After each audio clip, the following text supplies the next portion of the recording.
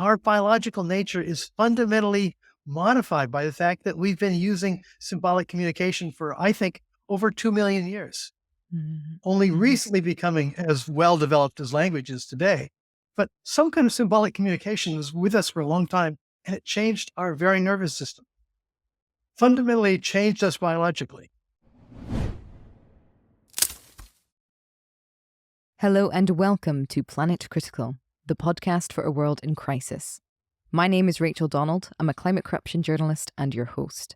Every week I interview experts who are battling to save our planet. My guests are scientists, politicians, academics, journalists, and activists. They explain the complexities of the energy, economic, political, and cultural crises we face today, revealing what's really going on and what they think needs to be done. These are the stories of the big picture. Go to planetcritical.com to learn more and subscribe. My guest this week is Terrence Deacon. Terrence is a professor in the Anthropology Department of Berkeley University in California. And he joined me today to discuss how humanity is a symbolic species, how we've evolved with symbols in the world, how symbols and language affect our biology, our culture, how we interact with the world around us, and what happens when symbols get stuck, disconnected, and simplified. Terrence begins by explaining what symbols are, sign vehicles in reality that are fundamentally grounded, and how this symbolic capacity that we have is the reason for our development and is also proof of us belonging to one collective mind. Language and symbols are not inherent, they're not innate.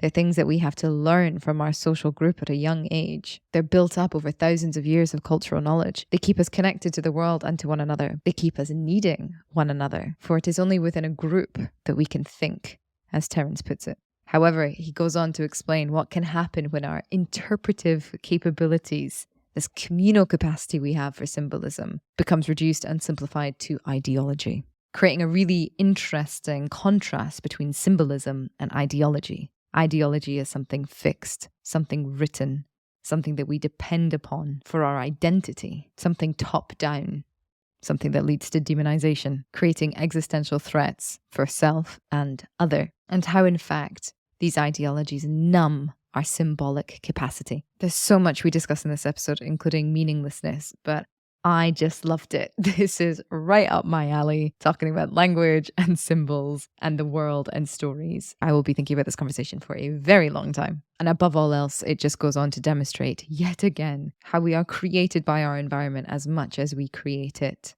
And so that only begs the question, how much of ourselves are being lost in the destruction of the natural world? I hope you all enjoy the episode. If you do, please share it far and wide. And if you're loving the show, become a patron on Patreon or support Planet Critical with a paid subscription at planetcritical.com. By signing up, you'll get the Planet Critical newsletter inspired by each episode delivered straight to your inbox every week. You'll also have access to the wonderful Planet Critical community who are full of inspiring thoughts, ideas, critiques, and determination. The links are in the description box below. I'm so grateful to everyone who chooses to support the project. I'm a vehement believer in ad-free and open access content, so Planet Critical wouldn't exist without the direct support of the amazing community. Thank you so much to all of you who believe in Planet Critical and keep the project going every week. Terrence, thank you very much for joining me on Planet Critical. It's a pleasure to have you on the show. Thank you. Glad to be here. My first question for you, same as everyone, is why is the world in crisis?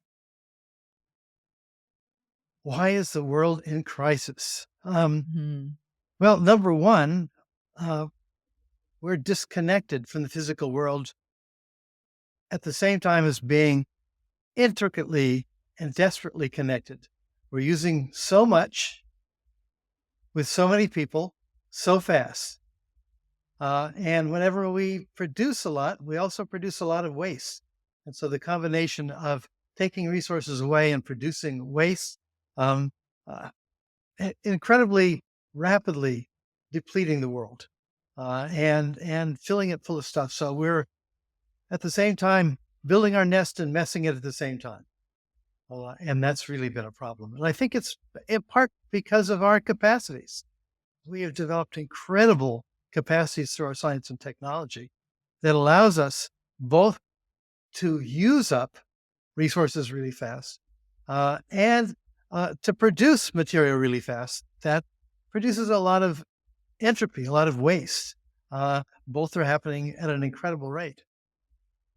Yes, and I think what's really astonishing around this excellent summary that you've just given is how difficult it seems to be to understand that, to understand the material reality of this issue, that we are using too much and we are producing too much waste, and we're going to hit some very, very hard limits to growth.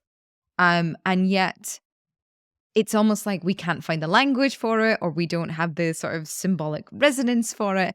But it's almost an impossible idea to get across to people. And maybe with your work on language and symbolism and us as a symbolic species, maybe you'll be able to shine some light on why that is. Yes, well, I certainly think it's our symbolic abilities that have gotten us here. Mm. Tremendous capacities we have now. Capacities that are so completely externalized. That is, the knowledge that we have is the knowledge that's accumulated over thousands of years.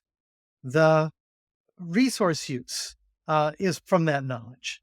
And that's the result of the capacity of being able to communicate with each other. I mean, there's no other animals that can meet suddenly like you and I have right now and already know a lot about each other, uh, to get in each other's thoughts. And as a result, worldwide with billions of people sharing their ideas and thoughts ever more rapidly as we offload them into our technology.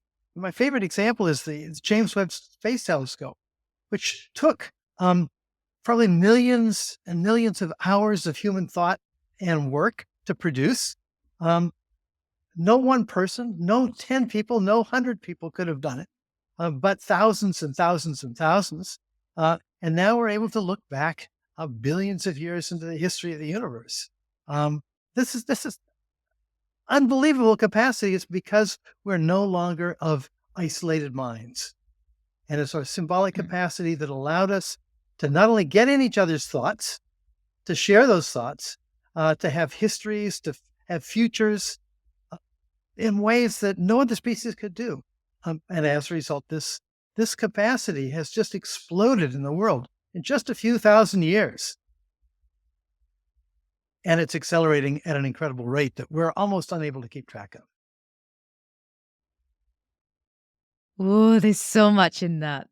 Oh, that's good. I love that. I find it often a great irony of our time that for all of the cultural myths we have of individual heroism or individualism or the competitive drum of sort of, the economic system that pits us against one another, we are fundamentally in the most sort of collaborative moment that there ever has Yes. been, not only just because of more and more people being added to the planet and globalization and these kinds of things, but we would only be able to achieve what we are achieving by collaboration. And yet that's not the myth that's being promoted. And so the thing I always sort of come back to is, despite the thousands of years of sort of cultural knowledge that we're building on that produces this modernity around us, and there's bits of modernity that I really don't like, and there's bits of modernity I really would like to guard as much as possible. Um, it's almost as if our symbols have lost their meanings, or the words that we are using have lost their meaning because we are using words incorrectly. We are afraid of certain words. And no matter how you seek to describe a thing, like as you did at the beginning, talking about why the world is in crisis, some people just cannot compute that as a reality. So perhaps, and maybe perhaps we can use the James Webb telescope as a kind of metaphor to sort of like look back through time as well, and look back through time as a dimension of space, of material and matter, and sort of figure out, when was it, or how was it, that our symbols became so dislocated from physical materiality and the biophysical reality that we've created an economy that's destroying the biosphere? Oh, so the first thing you have to realize is, of course, symbols are always dissociated. And Hmm. it's one of the reasons they're so powerful. Um, the three main ways that we get signs from the world or from each other, that we interpret something about the world. That is, when we get some information that's about something else. It's that aboutness that's so unique. But of course, we do it by what we call iconism, by virtue of something that looks like something else, sounds like something else. That is the sign vehicle. The information that comes to us is carrying some kind of similarity to what it refers to. And in that respect, it's always grounded in the world. It's always sort of directly attached to the world. So when I look at something and I recognize a tree of a different sort, it's still a tree because I see the similarities. And our brains are really well tuned to pick out similarities.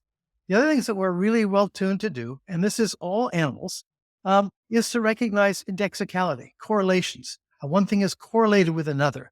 So, the smell of smoke is always correlated with something burning. And so we take that. Now, the smell of smoke in different circumstances is iconic. It's like the smell of smoke this other time.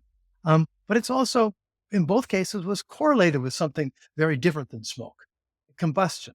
So iconic and indexical communication, information that we get about the world and from each other, that has that kind of grounding in the sign vehicle itself, in what it is that I perceive. It's always grounded in the world. But the problem with that is that you can't really recombine it in all kinds of interesting ways because it's attached to the world. The sign, the smoke is always associated or regularly associated with something on fire.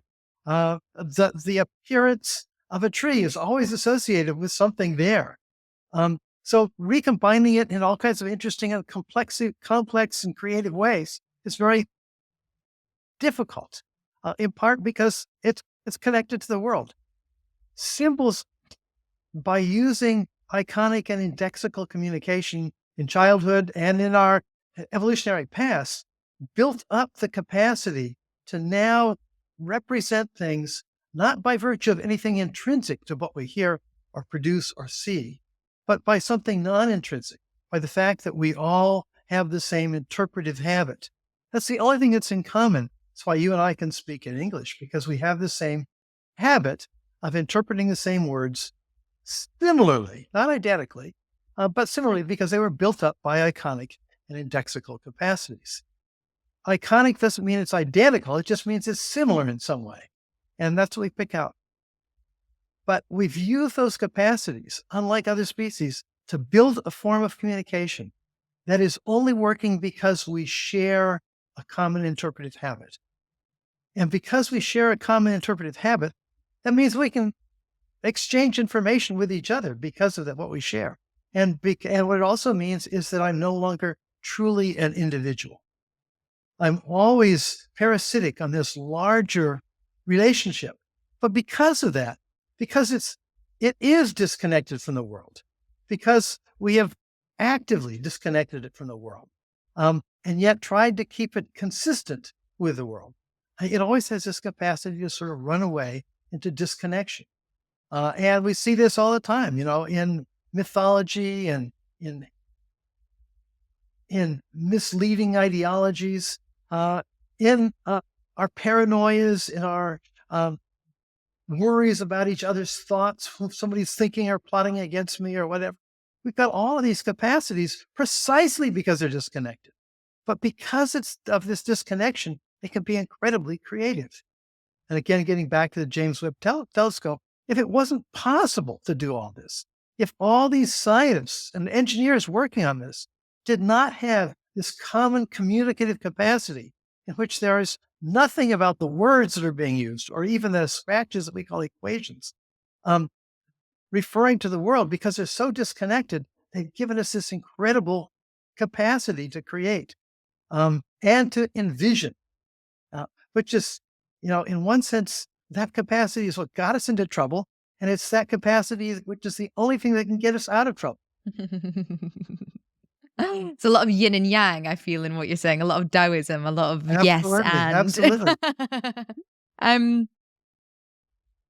So the thing that comes to mind is if we share this common communicative capacity in which we similarly interpret the world, I'm thinking of Baudrillard and simulacra and simulacrum. And then this idea that perhaps the more that things bounce between human cognition, say, in language, perhaps that is that where the disconnection comes from. Because the more, in the same way that when you access, every time you access a memory, you change the memory. Is it that when we access symbols together and we engage in this kind of like, very symbolic discourse, we have a tendency to forget about the connection to the grounded reality, and begin to sort of prize the icon or believe the symbol to be that which is real, when in fact that is only an icon in the first place. But then that creates, forgive me if I'm butchering Baudrillard, but then that's what creates the simulacra. So you have signs creating signs, creating signs, creating signs, and then all meaning is sort of lost, as far as I understand his argument. Yeah, and there's a lot of capacity to amplify and to sort of walk into little corners because of the way that words refer to words, ideas refer to ideas, in a way that yes, they're connected to the world. They're linked by virtue of this history of common interpretive capacities that we have. But as you say, as we use them to each other, they amplify each other. And of course, now that we've got a technology like the one we're speaking on, in which things can be amplified very, very rapidly to millions of people within moments, the capacity to amplify those tendencies is just incredible. We've now used the metaphor of being a viral process, like COVID was, but it's a symbolic viral process. And in this respect, as all viral processes can go, because they're parasitic on each other in some respects, and they take advantage of their hosts. We're finding that capacity is amplified just as the collaborative and creative capacities are being amplified. And they're amplified. And this is you began this discussion by talking about this contrast between individualism and collective mind, which I think we really owe almost everything we know and do these days to being part of this huge collective historical mind that's been developing. Because of that, because we're so embodied in this, we forget to some extent, because we feel so empowered by it. We forget that it's so externalized, and that the way it works externally and the biases that are out there just in the medium itself just really push us in strange directions.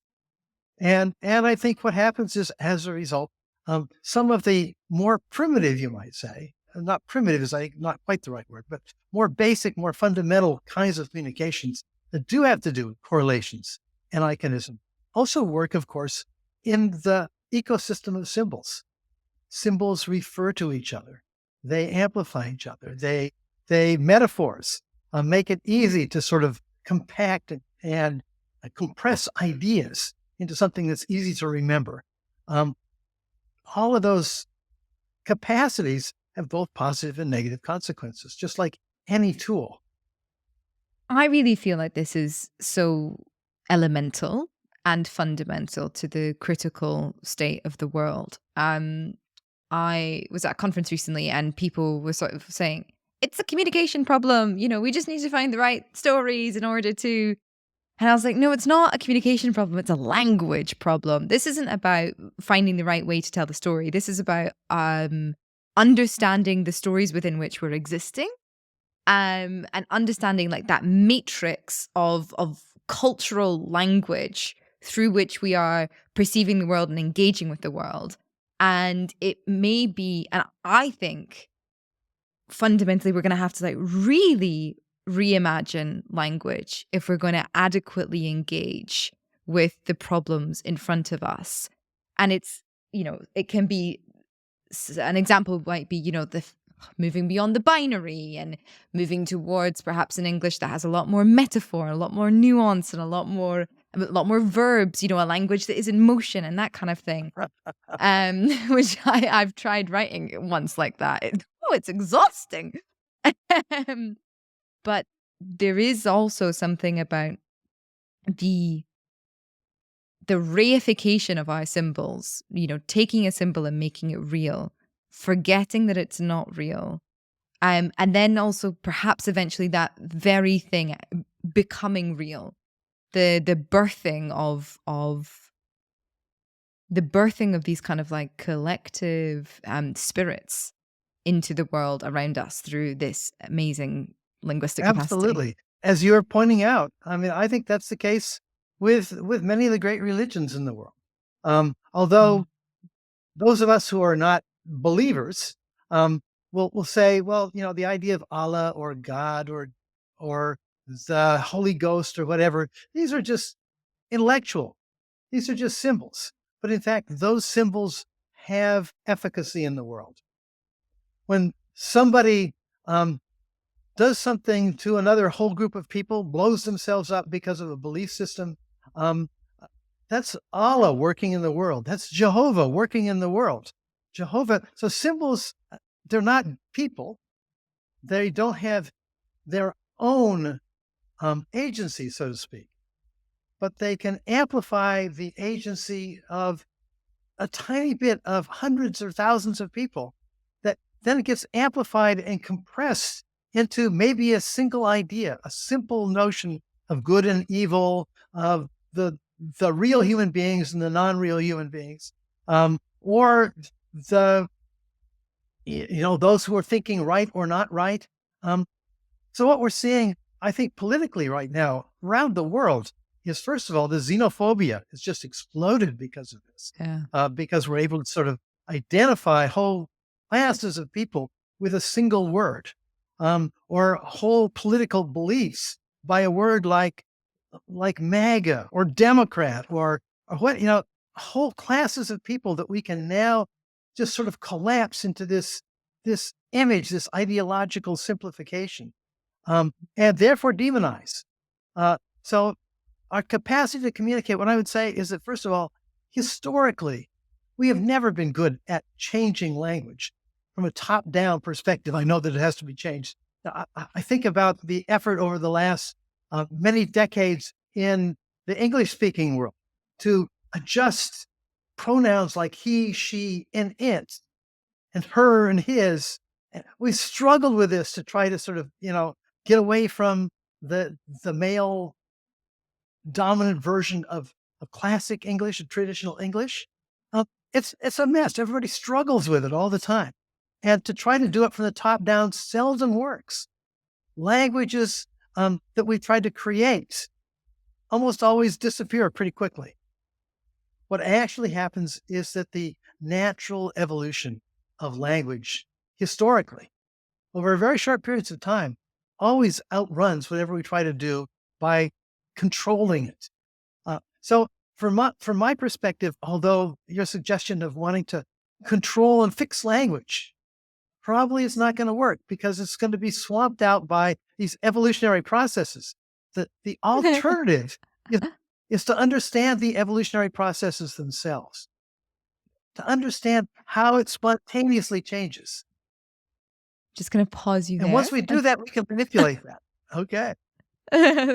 Sorry, I'm just going to pause you there. I did not say we need to control language, nor fix it. And I do not believe in this top-down approach. In fact, I learned a beautiful little fact just the other day, that the harbingers of new language, of new words in every generation are teenage girls. Teenage girls add more words to the dictionary essentially than any other group. They also produce what we call bleaching. Bleaching is another really interesting feature in which the meaning becomes generified. So my favorite example from here in California is how the word light has entered the vocabulary, meaning something very different than its classic meaning. Now we use it as a way to identify not something similar or liked, but just as an interjective to say, now I'm going to change topic. I'm going to introduce something like, like those, like this, like you know what I mean? We're using all of this. It becomes something that's as common as the word "the" in language.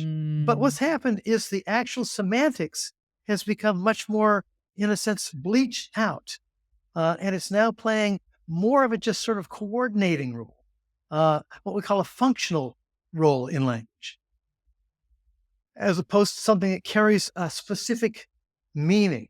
So that use of the word like is not something you'll find in the dictionary, at least not as a normal definition. We try to define a word like the. The definition doesn't look like the definition for the word dog. It's a Mm. functional. It says how it works, Mhm. not what it means, but how it works. And to some extent, that's what's happened with the word like here in California. Now it's spreading sadly throughout the world. But again, for some reason, this is an evolutionary process. Nobody decided to do this. Mm. Nobody said this is the best way to do it. It just spreads. And so, as an evolutionary biologist in training, I'm much more interested in understanding the process and how that process changes. And of course, a lot of my early work was about how this process began, why only one species can do this. I think what's really curious about this is that we sort of take for granted that this is how the world works. This is how thought works. You're mentioning narratives and stories. No other species has narratives and stories. This has to do with the way language has changed the way our memory systems, our neurological memory systems work. It's not that we have new memory systems that other species don't have, but language has reused them in new ways that allows us to create narratives. This is something that's really unusual, and yet we think of the world from our perspective is that this is just the way it is. This is the natural way things work. Well, no, it's one species after billions of years of life on Earth has hit upon this trick of communicating. Um, no other species does this. And yet we treat this as the generic. This is another problem, is that we don't actually recognize how unique this is and how unprecedented it is, and how it has its own evolution as well. I firmly ascribe to the notion that language impacts us, and that we have evolved along with and due to and have caused the evolution of language. To me, it is the I shouldn't really say this because I know we're biological organisms and in a symbiotic relationship with everything, but to me, it's like the symbiotic relationship, or the symbiosis of symbolism, perhaps. And it's truly No, I think that's right. extraordinary. Yeah. It is, and we don't recognize how extraordinary it is. Wow, it's because it's like that thing of like, fish don't know they're swimming in water because it's just around Yes, them, isn't right. it? Exactly. Exactly. Well, one of my favorite ways of comparing this is to compare us to what we call eusocial species. So a eusocial species is like an ant colony or a beehive, in which individuals can't make it without the other individuals as a whole collect. So, so the beehives, the queen is the only one that can reproduce. Everybody else is a worker, but the queen can't reproduce without workers helping out and feeding the larva. Uh, they're eusocial because they can't survive in the world without being in a social group. Their whole biology is now social.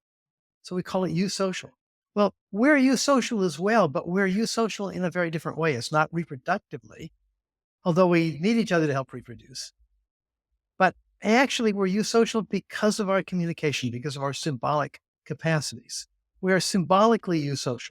We can't think without being in a social group and having this capacity.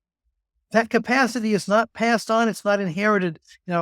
One of my former teachers, Noam Chomsky, thought it was inherited, built into our biology somehow.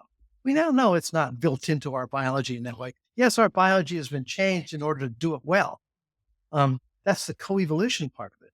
But but we're symbiotic in the sense that you mentioned. But now it's symbiotic on each other. We're usocial in a symbolic way, and that means that it's an illusion that we're individuals. Yes, we're biological individuals, but we're mentally not individuals. God, I love that. We need to be in a social group. We can't think without being in a social group. So mentally, And we're we have lots of collective. examples of this. We have examples of this with the so-called wild children, children that are Hmm. raised in a context where there's no language. They're not like us. It's fundamentally their way of thinking doesn't work the same as ours does. They don't use their memories the same way. They can't acquire language after a certain age. It becomes a real serious problem. So everything about us, in a sense, I wrote a piece a number of years ago called Human Symbolic Nature. As we don't just have a biological nature. Our biological nature is fundamentally modified by the fact that we've been using symbolic communication for, I think, over 2 million years, only recently becoming as well developed as language is today. But some kind of symbolic communication was with us for a long time, and it changed our very nervous system. Fundamentally changed us biologically. So, I mean, listen, right?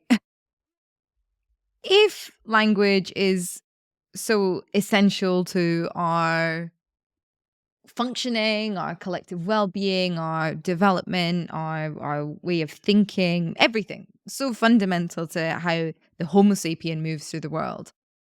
Why do we simplify our symbols? This is what you said earlier, and I think that Mhm. we are seeing this. When we collect, we make in groups and out groups. We collect people. We gather them under a banner. We categorize.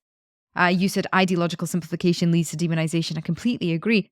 But what is going on there? Why are we diluting our own symbol or concentrate? I suppose it depends on the way you want to look at it. Like either Yeah. diluting or concentrating our symbols so that essentially the history of meaning is removed and stripped and bleached, and we are left with just a very present meaning, which completely eradicates all of the relationships of meaning to everything else because it doesn't bring the historical precedent with it. And, and, and it's a total loss of diversity.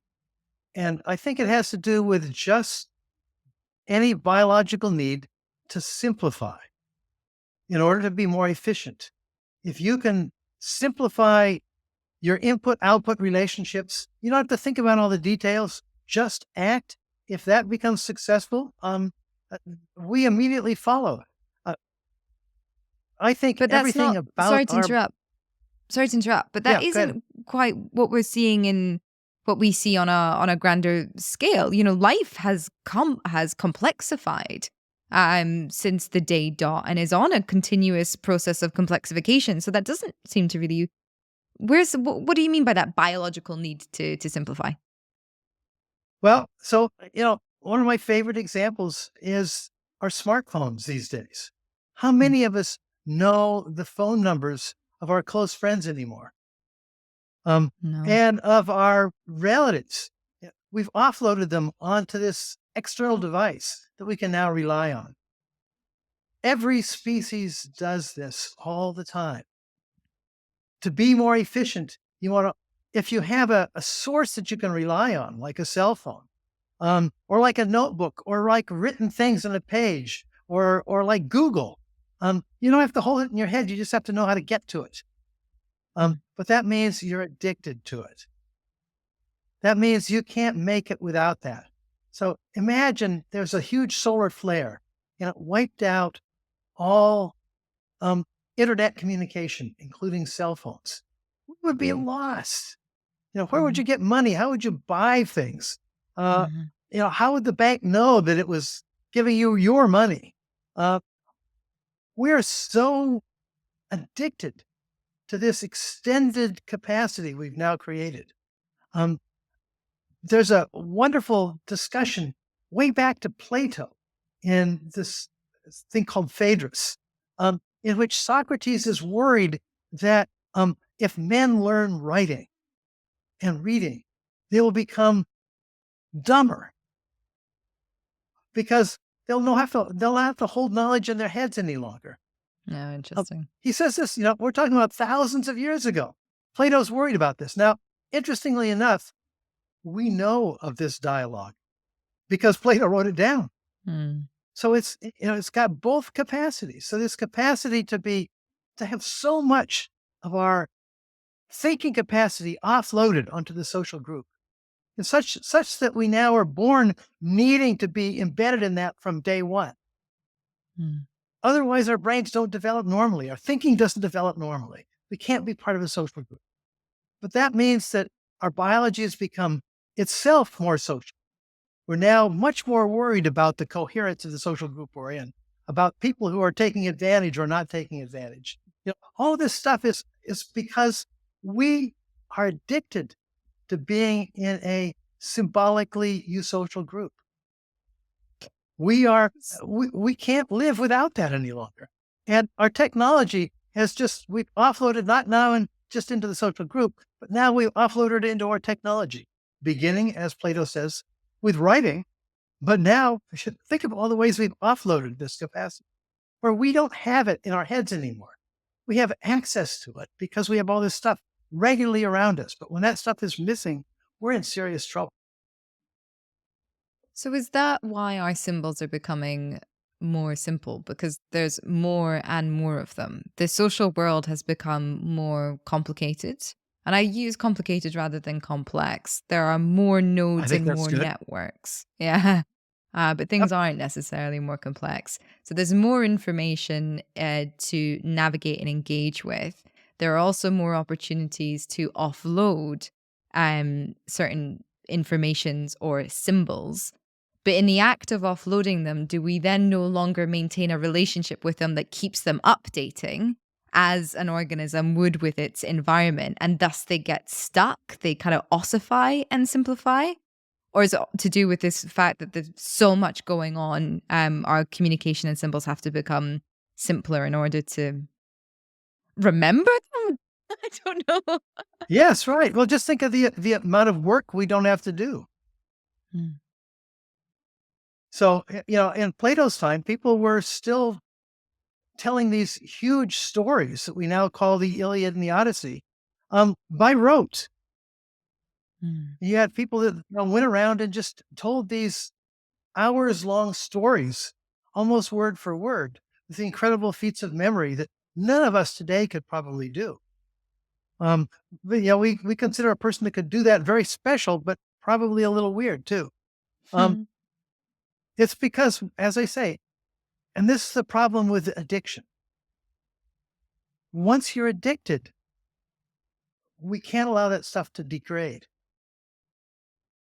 And if you're addicted to an ideology, you can't allow it to degrade. And how would an ideology degrade? With a competing ideology that says, no, you're wrong and we're right. Um, well, if I'm addicted, it's like taking away my drug.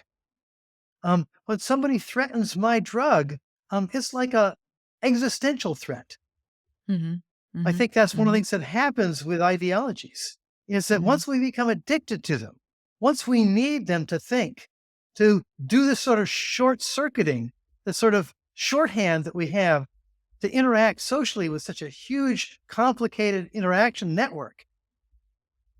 Now, when there's a threat against it, it's an existential threat, Hmm. precisely because we're symbiotic. We need it. We can't live without it.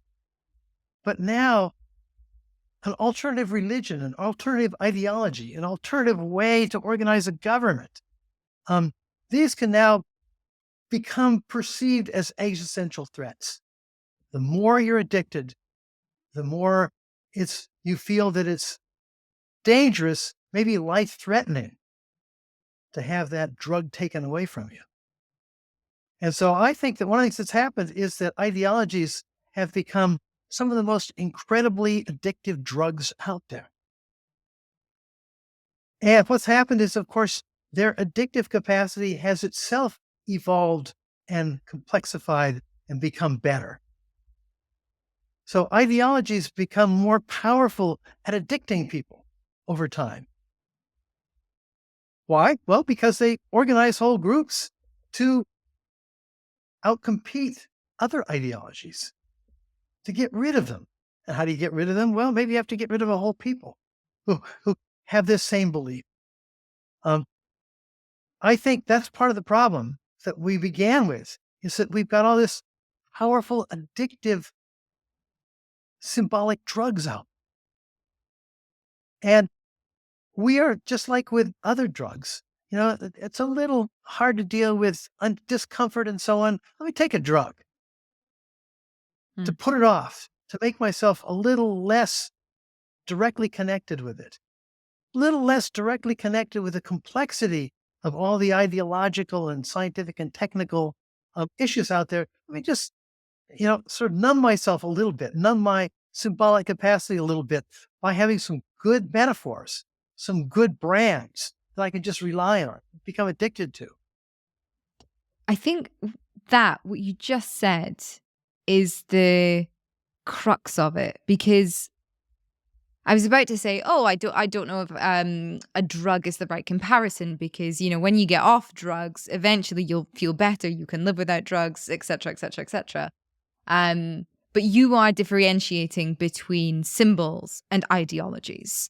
And ideologies as the simplified, ossified, in-group cultural identity. I think, therefore I am, taking that phrase in a different way, but very much as a kind of, the foundation of opinion as belonging to self, and thus an attack on opinion is an attack on self.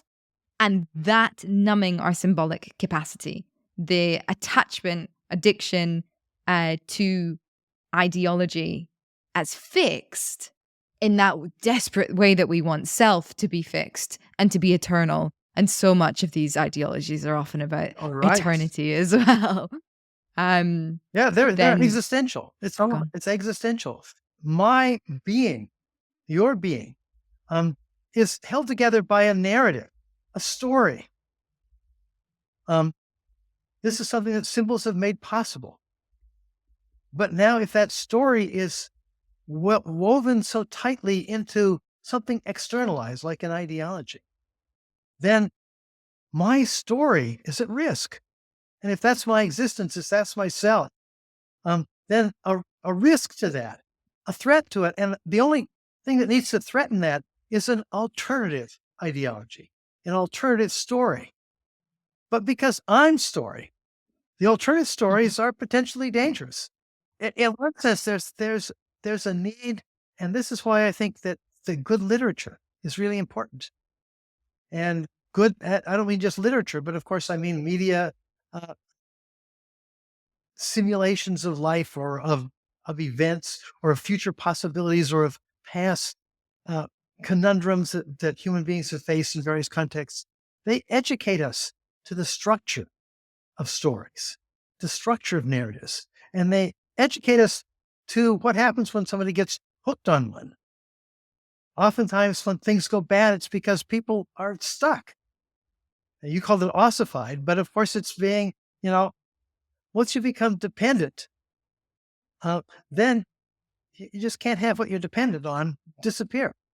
It's life threatening. It's identity threatening. And if my soul, so to speak, that which I think is going to survive for eternity, if that's my belief system, then in effect, you're trying to take away my soul. And therefore I'm going to fight to the death. There's something here. There's something in the thick of all of this about meaninglessness, like where meaning falls, meaning being trapped. This is something I think about quite a bit, that if you believe, as I believe, that language and meaning are things that evolve with us, then fixing their meaning, writing it down, trapping it on a page and saying that this is eternal, and essentially stretching that meaning out over time in a way so that the matter cannot update or respond or be in relation with the world, then meaning dies. Because it is meant to constantly be growing dynamically with us and us with it.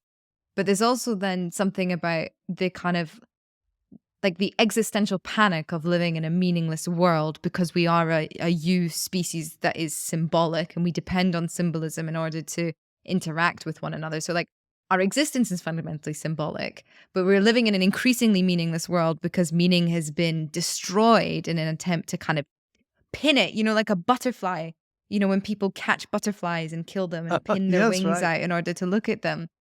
And thus the kind of like intuitive sense of that increasing and pervading meaninglessness, then driving that same desire to chase down ideology and have it fixed and have it ascribed to a sense of self in order to have that self. And it kind of in the same way that like, we're trying to solve the economic crisis by drawing, more fossil fuels out of the ground, even though the fossil fuels are going to cause an even bigger sort of economic crisis down the road, let alone the biodiversity crisis and the climate crisis and the ocean acidification crisis and everything else. And to me, it kind of harks back to this, the beginning of this conversation. We were talking about that circle, right? When like thoughts and ideas just go between people or between heads, and get disconnected from the world, get Yeah. uprooted.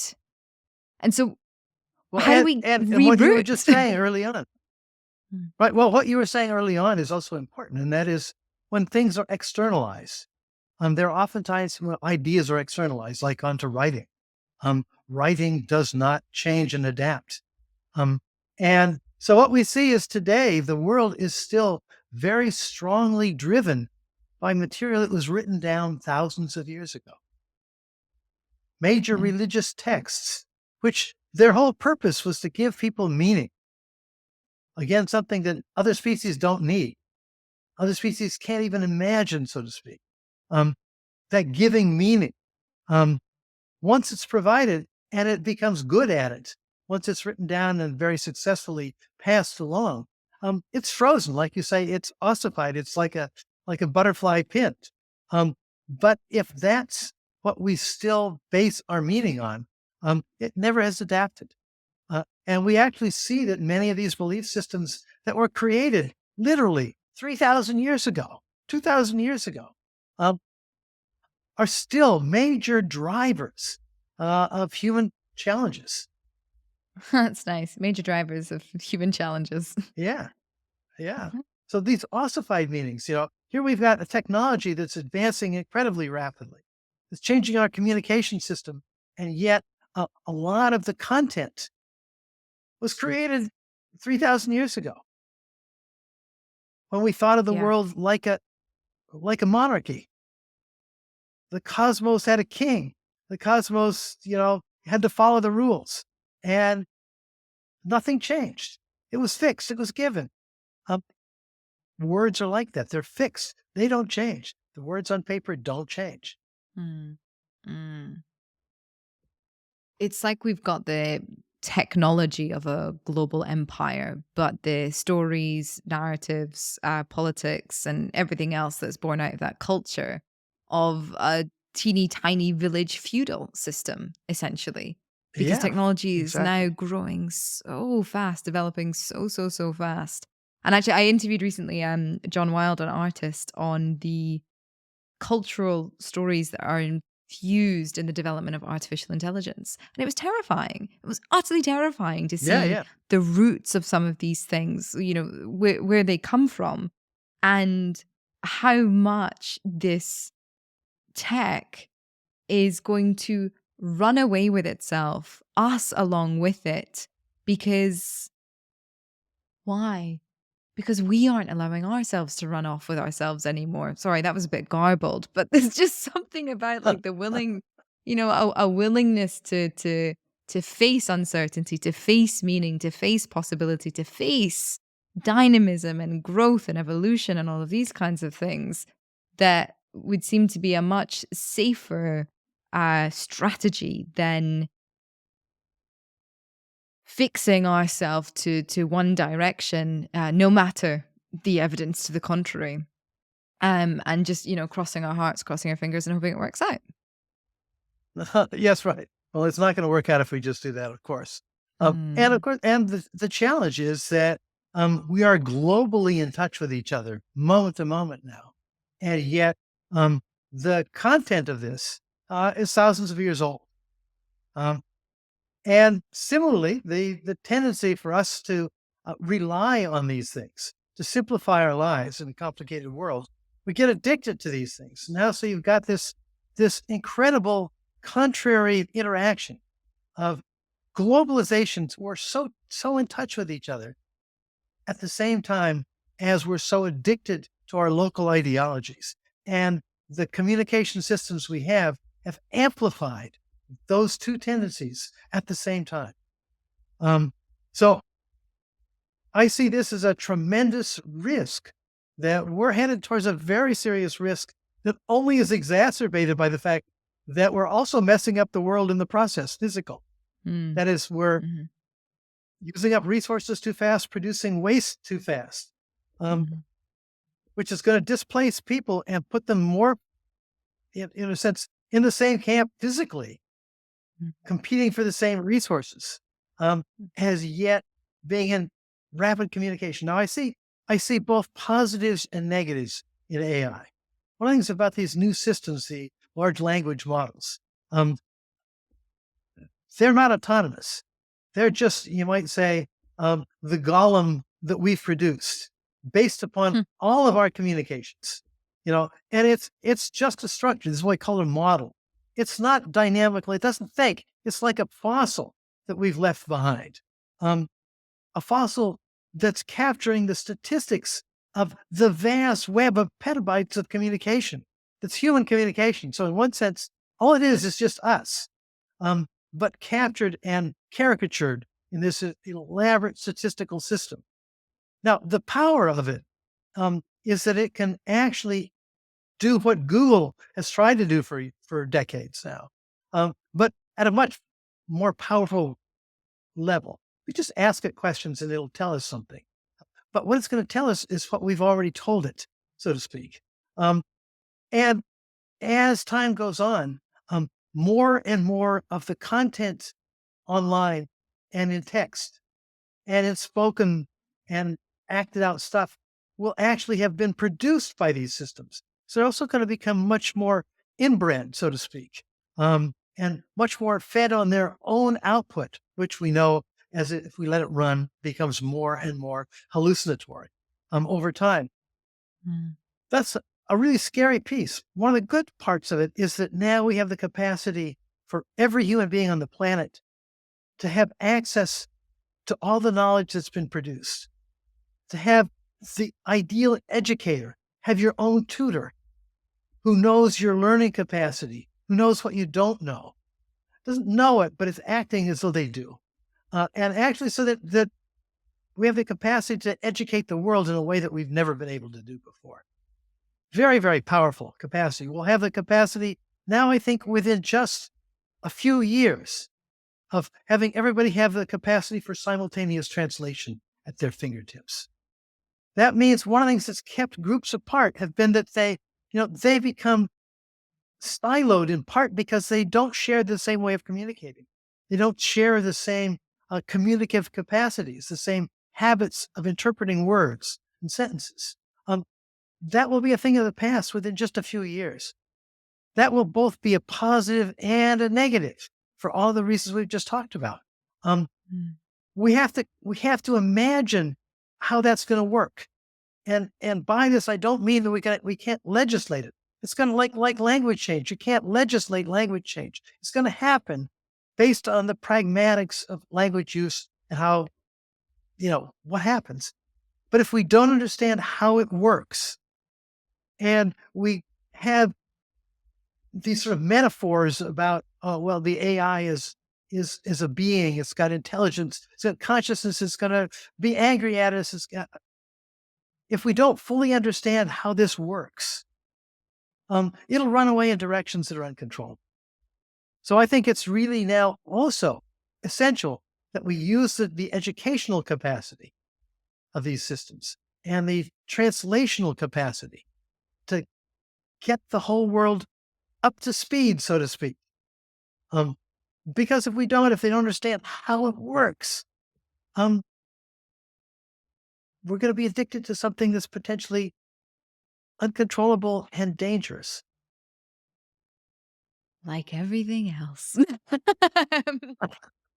you know, just a quick note when that that's a lovely vision of AI. There's lots of the positives that I would like to believe as well.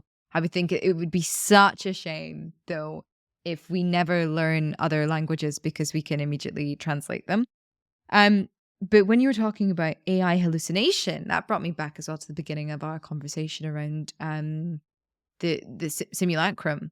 So the symbols created by symbols, essentially, that sort of continue in a sort of shadowed cue towards meaninglessness, essentially. And I think that I've never thought about it before, but I think that that's probably quite an apt example of that happening uh, quite really in the world.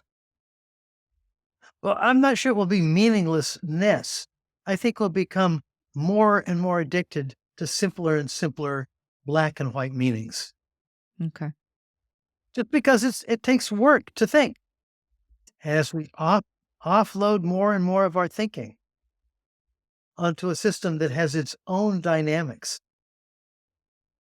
a system that is incorporated not only our thinking capacity, but also all the biases that are sort of implicitly and you might say almost encryptedly embedded into these petabytes of data, of communications. I mean, it's human communications that we're looking at. But we just don't have the capacity to go through and find out what's the useful and non-useful stuff. So one of the big challenges in all of these systems these days is how do you curate the massive data set that you're providing? If it's the law, well, I can do that by just looking at all the legal opinions and put it together. But then I've got to have the rest of the reasoning capacity built in. It's going to take more and more other kinds of data also to sort of back that up. We human beings don't have the kind of capacity to take the amount of information in that allows us to actually curate what these systems are being trained on. And because we can't curate it, we can't control the biases that are built in. We can look at the consequences and sort of after the fact say, that was a mistake. I need to change this. And then we try to change it. And of course, then there's other unintended consequences that show up. So it's so important for us to understand the dynamic of how this works. It's sort of the evolutionary symbolic biology, so to speak. Evolutionary symbolic biology. Ah, well, Terrence, I have thoroughly enjoyed this. My final question for you is, who would you like to platform? Who would I like to platform? One of my colleagues, you may have already spoken with him, a guy named David Sloan Wilson, an evolutionary biologist. He's working and creating a group that's called Pro-Social World. And it's about using insights from evolutionary biology where we can see how it is that different organisms have built, you might say, egalitarian-like relationships, stable relationships as a social group, and using that evolutionary biology, what's sometimes called multi-level selection theory, to talk about how it is we create usable, functional, balanced social groups. It's a wonderful start point because that's our problem. One of. Terrence, thank you so much. This was really delightful. Thank you for your time. Okay, well, thank you and good luck. If you want to learn more, I've put links to everything in the description box below. Remember to subscribe to the channel if you're new here and share the episode if you enjoyed it. To support the show, subscribe at planetcritical.com, where you can read the weekly newsletter inspired by each interview. You can also become a Planet Critical patron. All links are in the description box below.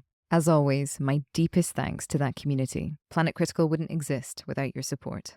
Thank you everyone for listening and for coming on this journey together.